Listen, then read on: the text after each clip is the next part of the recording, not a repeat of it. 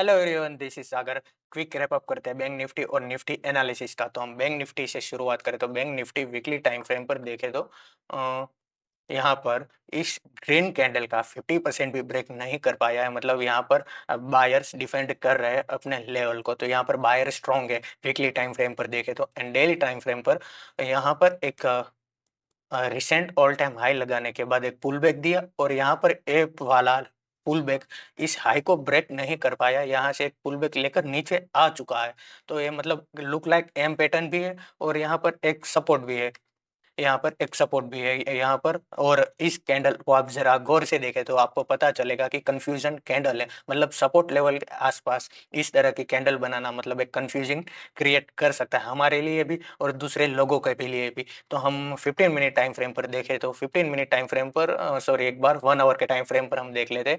1 our के time frame में भी लुक लाइक एम पैटर्न ही आपको नजर आ रहा है यहाँ पर। तो इसका रिसेंट सपोर्ट मुझे लगता है 56,000 के अराउंड यहाँ पर, क्योंकि एक गैप फिल करने आ सकता है। जैसे इस लेवल को ब्रेक करता है तो उसके बाद यहाँ तक ये आराम से नीचे आ सकता है। एंड डेली टाइम फ्रेम पर आप मैंने लास्ट वीडियो में बताया था कि यहाँ से एक ट्रेंड लाइन नज़र मुझे आ रही है, एक ट्रेंड लाइन। तो इसका भी सपोर्ट यहाँ पर इसी जोन के आसपास आ रहा है, ट्रेंड लाइन के आसपास ही आ रहा है बैंक निफ्टी में। और जब भी देखिए कोई भी कारणों गैप अप खुला तो मैं साइडवेज के लिए बैंक निफ्टी में प्लान करूंगा, क्योंकि यहाँ से भी कॉल पुट शॉर्ट हो गए और यहाँ से भी कॉल पुट शॉर्ट हो गए। स्ट्रेडल एंड स्ट्रेंगल बनाकर लोग रख सकते हैं। तो इसी वजह से ये साइडवेज जा सकता है। जैसे ही मतलब फ्लैट खुला और वेट कर रहा है इस जोन पर, देखिए ऑलरेडी वेट तो कर ही चुका है, पर जैसे थोड़ा आधा एक घंटा हाफ एन आवर यहाँ पर वेट कर रहा है तो और ब्रेकडाउन दे रहा है तो एक आराम से शार्प सेलिंग मोमेंटम आपको देखने को मिल सकता है बैंक निफ्टी के अंदर।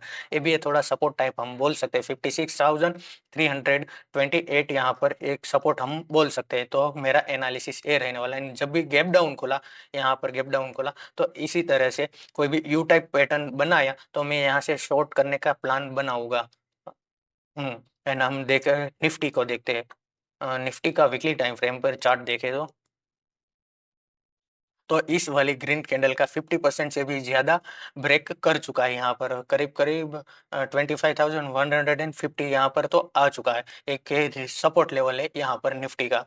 तो देखते हैं कि यहाँ पर ऊपर जाने के मुझे चांसेस कम लग रहे हैं, क्योंकि आपको मैं डेली टाइम फ्रेम पर ले जा रहा हूँ। वहां पर देखिए क्या सिनारियो बना है। एम पैटर्न बना एंड शार्प सेलिंग देखने को मिली है। हम बैंक निफ्टी से हम निफ्टी को कंपेयर करें तो निफ्टी ज्यादा बेरिश है, क्योंकि अब देखिए यहाँ पर करीब 200 पॉइंट निफ्टी में फॉल आया एंड 200 पॉइंट बैंक निफ्टी में फॉल आया। करीब 0.3% और 0.8%। मतलब निफ्टी काफी वीक है कंपेयर टू बैंक निफ्टी। तो हम 15 मिनट नहीं, इसका भी हम 1 आवर चार्ट पर एक बार एनालिसिस कर लेते हैं।